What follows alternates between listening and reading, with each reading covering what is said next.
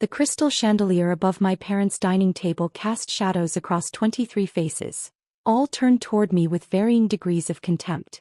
Thanksgiving at the Morrison estate had always been a performance, but this year's production featured me as the evening's entertainment, specifically as the punchline. "Emma, darling," my mother began, her voice dripping with the particular condescension she'd perfected over 37 years of marriage to old money, "perhaps you could explain to everyone how your little, what do you call it, consulting job?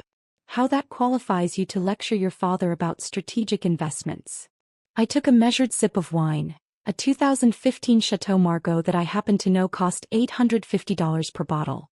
The same vintage sat in my own cellar, purchased by the case. "I wasn't lecturing, Mother.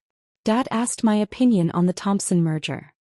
"Asked out of politeness," my father interjected, dabbing his mouth with a linen napkin. Gregory Morrison, CEO of Morrison Luxury Developments, wielded his dismissiveness like a scalpel.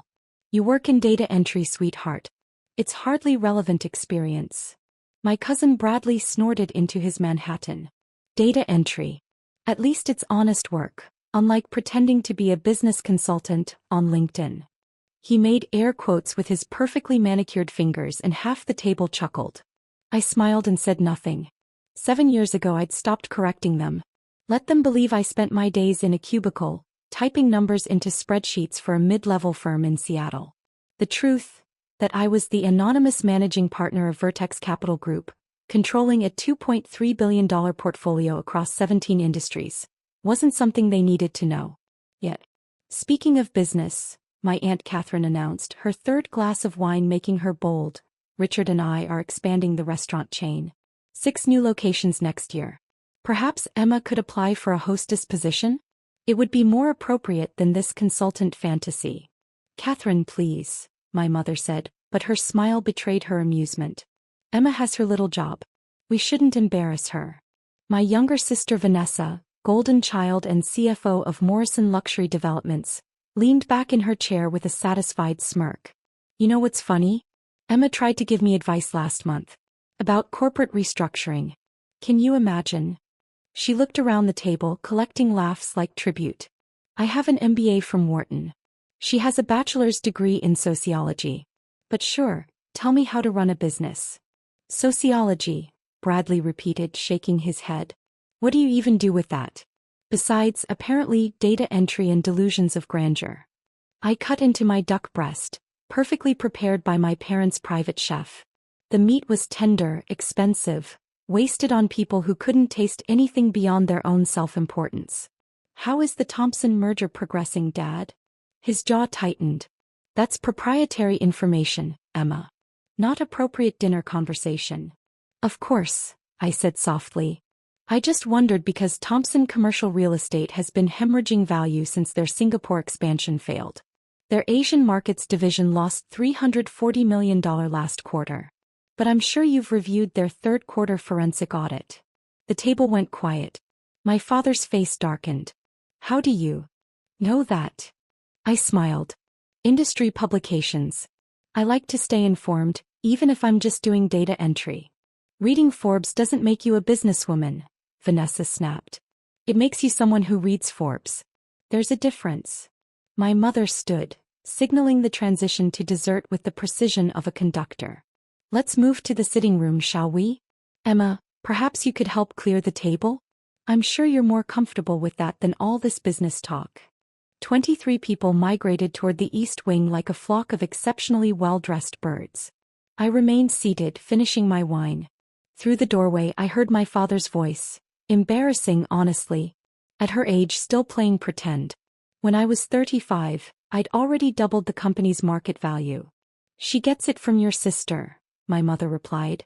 "Linda was always a dreamer too. Look how that turned out." Aunt Linda, who died 5 years ago with $47 million in the bank from a tech startup sale. But they didn't know about that either. Linda had trusted me with everything. Her estate, her investment strategies, her final wish that I use her money to build something extraordinary. Vertex Capital Group was Linda's legacy as much as mine. In the sitting room, coffee service had been arranged on the antique sideboard. I accepted a cup from the server, who gave me a sympathetic smile. She'd been serving at Morrison events for 6 years. I'd tripled her salary when she'd confided about her daughter's medical bills, funneling the money through an anonymous charitable trust. She knew who I was. She'd never say, "Emma, my Uncle Richard called from his position near the fireplace. Catherine mentioned you might benefit from an introduction to our restaurant suppliers. Good steady work. Better than whatever you're doing now." "That's kind of you," I said. "But I'm quite satisfied with my current position." Bradley laughed, a harsh sound that bounced off the vaulted ceilings. "Current position. That's adorable. Mom, Dad, we should hire her for Bradley and Associates. We need someone to organize our files. It would be charity work, really. Family helping family." Bradley graduated summa cum laude from Princeton, Aunt Catherine announced to no one in particular. Top of his class in business administration. He understands these things. I sipped my coffee. Bradley and Associates, a mid-tier investment firm that had posted $2.3 million in profits last year. Respectable. Unremarkable. I'd made $2.3 million on a single pharmaceutical stock trade last Tuesday. "Emma, honey," my mother began, settling into her favorite chair like a queen assuming her throne, "your father and I have been discussing something. A proposition, if you will." Here it came. I'd been waiting for this all evening. "We're concerned," she continued. "You're 35, unmarried, working a job that clearly isn't fulfilling. We think it might be time for you to come work for Morrison Luxury Developments. Something entry-level, naturally. Administrative support, perhaps. At least then you'd be learning from the best." Vanessa's smile was shark-like. "We could use someone to handle scheduling, vendor coordination. Nothing too complicated. You'd report to me, obviously, but it would give you real business experience. Better than pretending on social media." "I don't post about business on social media," I said quietly. "Exactly," my father boomed. "Because you know you'd be exposed as a fraud. At least you have that much self-awareness." 23 faces watched me, waiting for capitulation. They always waited for capitulation. Emma, the family disappointment, finally accepting her place in the natural order. I was saved from responding by my phone vibrating. The screen showed a number I recognized immediately. James Chin, president of Pacific First Bank. I let it go to voicemail. "Was that important?" my mother asked, her tone suggesting nothing in my life could possibly be important. "Just work," I said. Bradley guffawed. "Work calling on Thanksgiving? What, did someone need you to input data urgently?" The phone rang again. James Chin didn't call twice unless it was critical. I glanced at the screen, then at my family's expectant faces. "Excuse me, I should take this." "Emma, we're in the middle of a family conversation," my father said sternly. "It will just take a moment." I answered before he could protest further. "Hello. Ms. Morrison." James Chen's voice was tight with stress. "I apologize for calling on a holiday, but we have a situation that requires your immediate attention. The Morrison Luxury Developments account, your investment specifically, there's been a wire transfer request initiated for the full amount. $95 million to be withdrawn and transferred to your primary holding account. Our automated system flagged it for executive confirmation given the size. Did you authorize this transaction?" I hadn't. But someone had access they shouldn't have. Kept my voice level. "Can you tell me who initiated the transfer?" "It came through your verified channels, ma'am. All the security protocols were properly executed. But given the size and timing, our fraud prevention system requires verbal confirmation from you directly. Should we proceed with the withdrawal?" The room had gone quiet. 23 pairs of eyes fixed on me, some curious, most contemptuous. "James," I said loud enough for everyone to hear, "just to confirm, you're calling about my $95 million investment in Morrison Luxury Developments?" My mother's coffee cup froze halfway to her lips.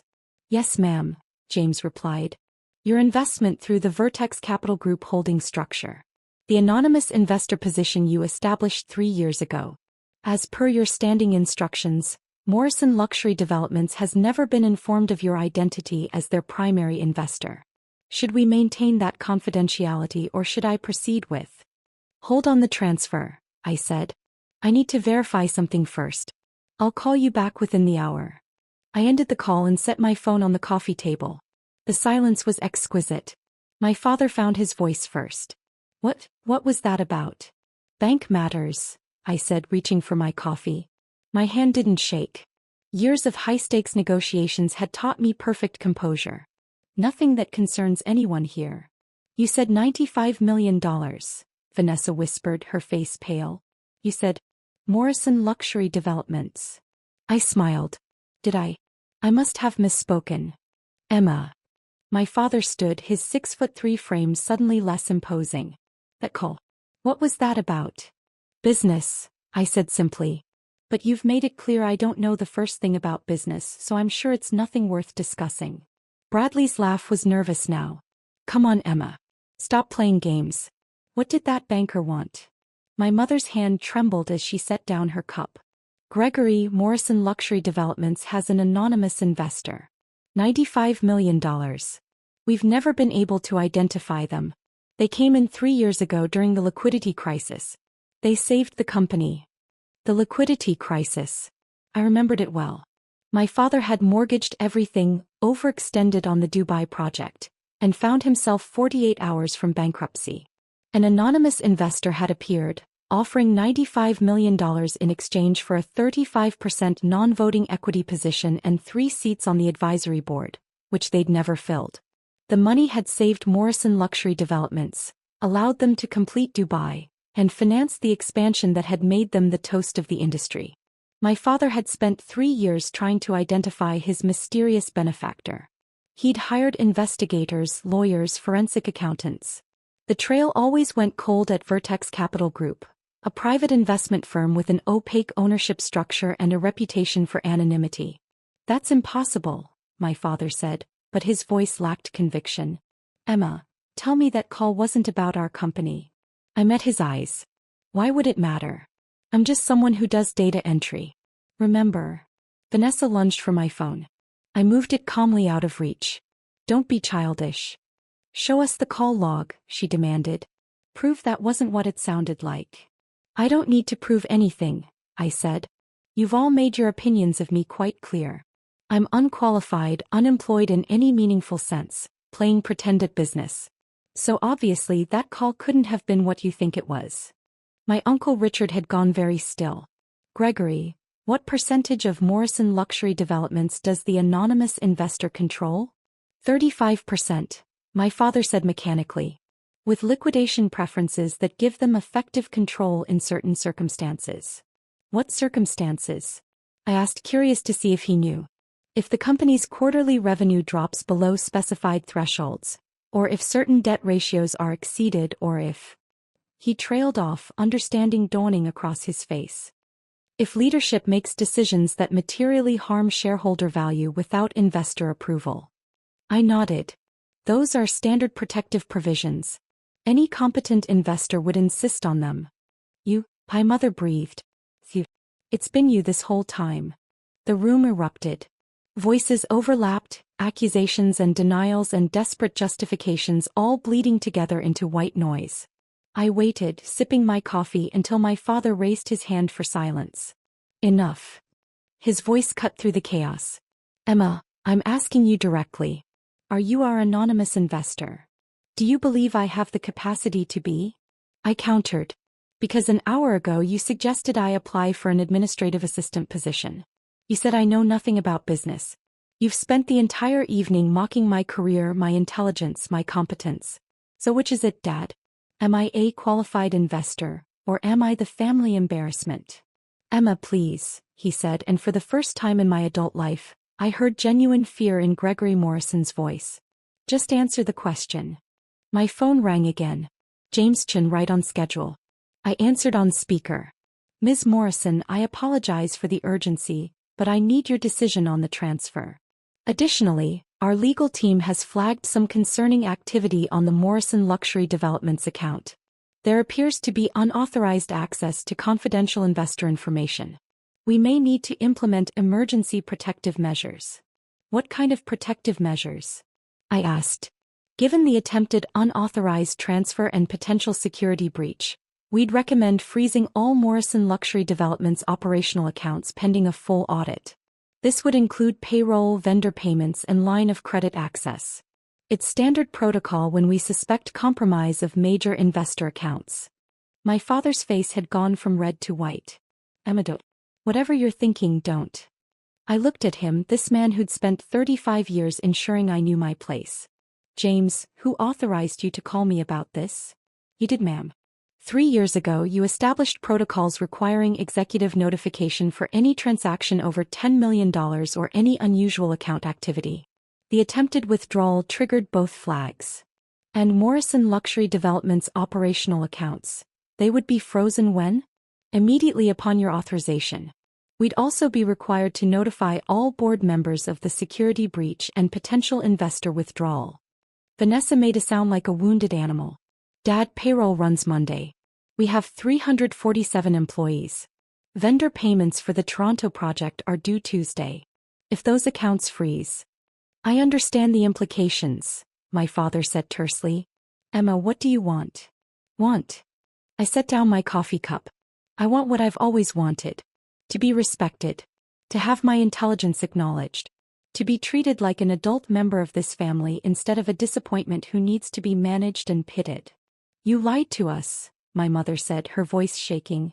For 3 years you lied. I never lied. You never asked. There's a difference.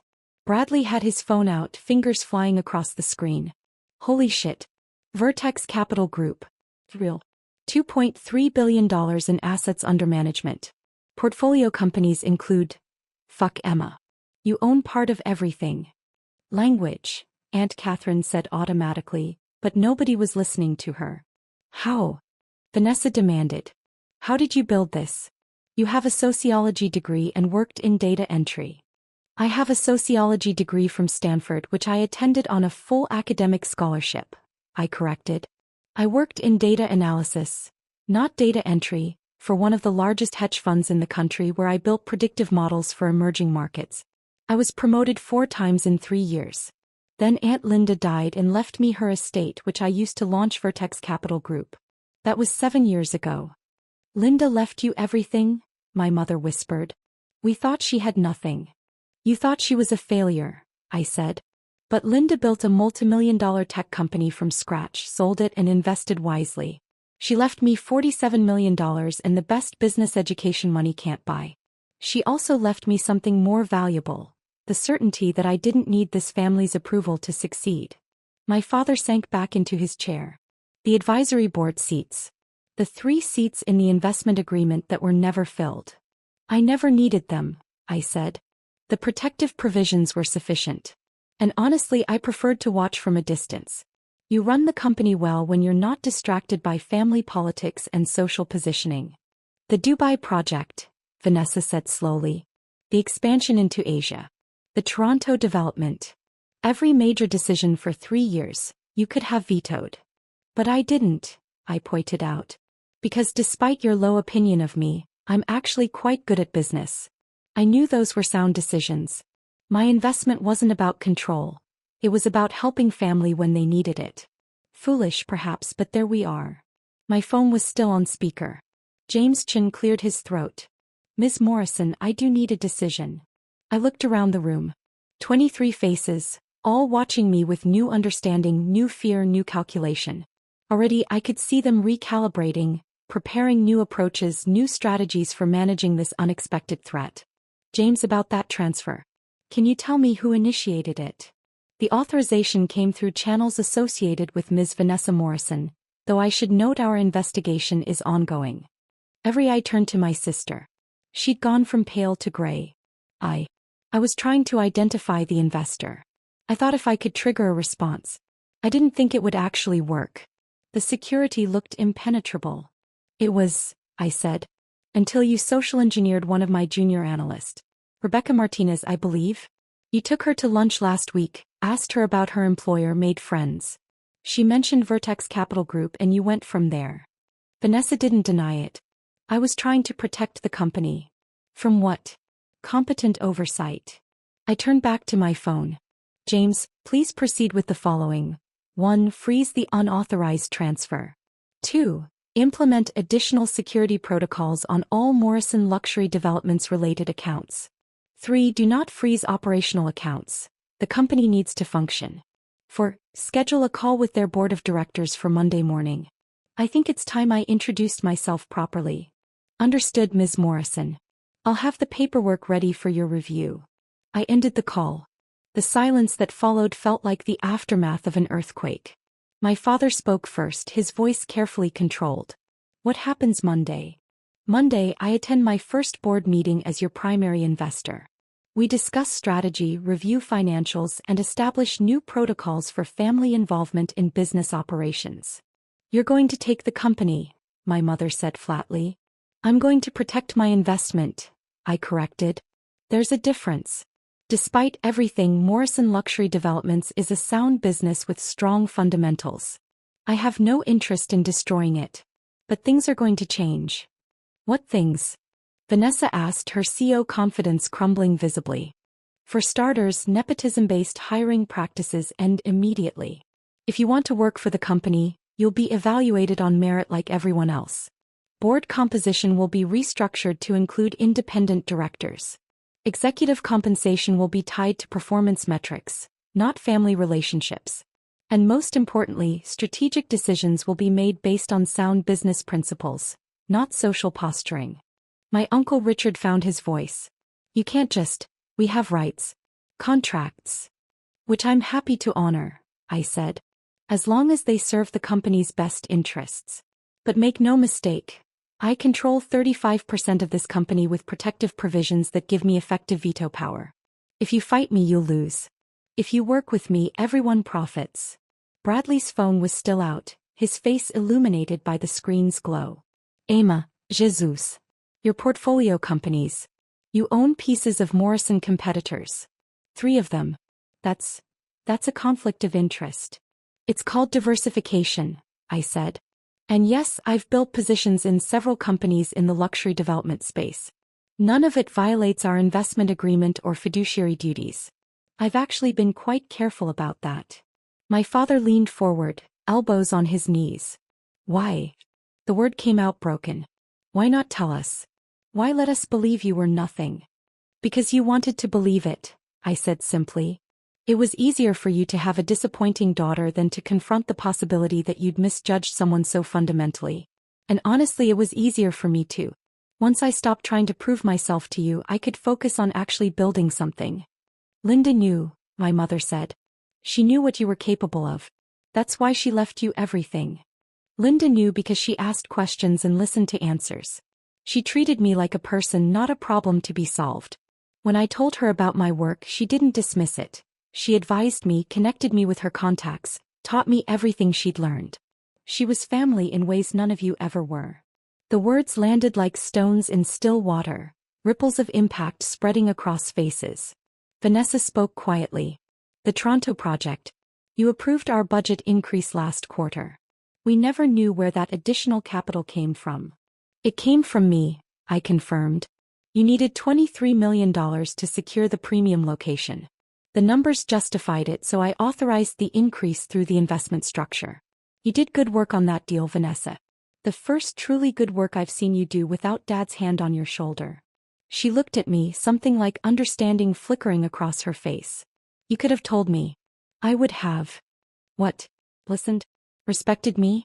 Treated me like an equal? I shook my head. You had every opportunity to do that without knowing my net worth. You chose condescension instead. My father stood slowly as if he'd aged a decade in the last 30 minutes. Monday's board meeting. What should we expect? Professionalism, I said. This is business, not personal. I'll present a strategic review, we'll discuss operational improvements, and we'll establish new governance protocols. Bring your best thinking. Leave your egos at the door. And tonight, my mother asked. What happens now? I stood, smoothing my dress. Now I'm going home. Thank you for dinner. The duck was excellent. Emma, wait, my father said. We need to talk about this. Really talk. We will, I agreed. Monday morning, 9 a.m. in the boardroom. Bring Vanessa and your Siva. Leave everyone else. I collected my coat from the foyer, aware of the procession following me. My parents, my sister, various aunts and uncles and cousins, all trailing like confused disciples. At the door I paused. One more thing, I said. Bradley, your firm handles some investment portfolios for Morrison Luxury Development's executive retirement accounts, correct? He nodded mutely. You'll receive notice Monday that those accounts are being transferred to different management. Nothing personal, just business. When you make $2.3 million in a single day instead of a single year, we can discuss portfolio management strategies. I opened the door to November cold and clear stars. Behind me, 23 people stood in stunned silence, their entire understanding of reality reorganized in less than an hour. "Oh," I said, turning back one last time. "Mother, about your suggestion that I come work for Morrison Luxury Developments in an administrative capacity? I'll take that under advisement. Though technically, as the primary investor, I suppose I already work for the company. Just not in the way you imagined." I left them there, framed in golden light from the chandelier, their expressions ranging from shock to calculation to something that might have been respect, if they'd ever learned what that looked like. My phone buzzed as I reached my car, a Tesla Model S Plaid that I'd bought with the profits from a pharmaceutical investment, parked between my father's Bentley and Bradley's Porsche. A text from James Chin. "Security protocols implemented. Monday's board package ready for your review. Legal confirms your position is unassailable. Happy Thanksgiving." I smiled, started the engine and drove away from the Morrison estate. In my rearview mirror, I watched the figures in the doorway gradually disperse, returning to their disrupted holiday, their comfortable assumptions shattered like the crystal stemware they'd been drinking from. Monday would be interesting. The board meeting would be professional but pointed. Vanessa would probably cry. My father would certainly rage. My mother would deploy every social manipulation tactic she'd ever learned. But none of it would matter because the numbers didn't lie, the contracts were ironclad, and Emma Morrison, sociology degree, data entry job, family disappointment, controlled the future of Morrison Luxury Developments. Aunt Linda would have been proud. I merged onto the highway, already composing the agenda for Monday's meeting in my head. The Thanksgiving I'd hoped for, acknowledgement, respect, basic family decency, had never materialized. But I'd gotten something better. The look on their faces when they realized that their target for condescension had been their savior all along. My phone rang again. I smiled when I saw the name. "Happy Thanksgiving, Rebecca. And before you panic, you're not in trouble. But we do need to discuss social engineering awareness. Vanessa Morrison is very good at making friends." "I'm so sorry, Ms. Morrison. I never thought." "I know. That's why we have security protocols. But this is a teaching moment. Family is often the biggest security risk. Remember that." I ended the call and drove through the darkness, leaving behind the crystal chandeliers and the carefully curated lives of people who'd mistaken pedigree for competence, inheritance for achievement, and family name for personal worth. They'd learn better. Starting Monday. And I'd be there in their boardroom in my tailored suit, with my $2.3 billion portfolio and my sociology degree, to teach them exactly what they'd been too arrogant to see, that the most dangerous person in any room is the one everyone underestimates. The person they'd dismissed. The person they'd mocked. The person who'd been writing their paychecks for 3 years while they congratulated themselves on their business acumen. I smiled as the city lights appeared on the horizon, bright and beautiful and full of possibilities that my family would never understand. They'd called me a pretender. Turned out I was just better at the game than they'd ever be.